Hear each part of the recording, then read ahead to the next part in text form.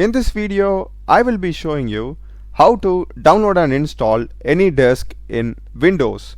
So let's get started. First thing, just Google Anydesk. We'll be having the official link anydesk.com.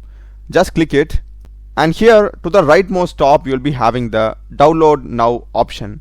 Select that, and here just scroll down, and Anydesk is available for these many operating system.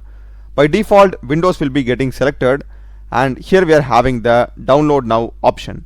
Click it. The download will be getting started.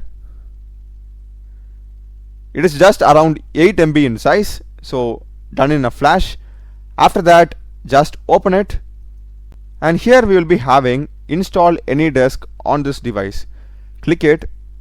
The first thing is the installation path. If you want to change this to any other folder or local disk, you can simply edit this path, just paste that path over here.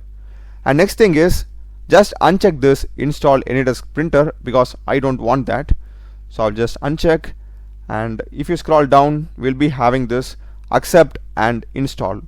Click it, and we'll be getting this welcome screen. We can simply close it, and now as you can see, I'm not having that install thing over here. And let's suppose say you want to connect with other person's computer, so you must get their remote address and you need to enter it over here, and click on send. Means if they accept it from their side, you'll be able to connect to their system.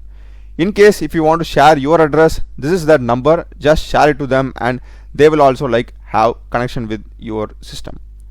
That's the video, guys. Do check the playlist of my channel. Done a lot of videos in programming and AI tools. Subscribe me. Thanks for watching.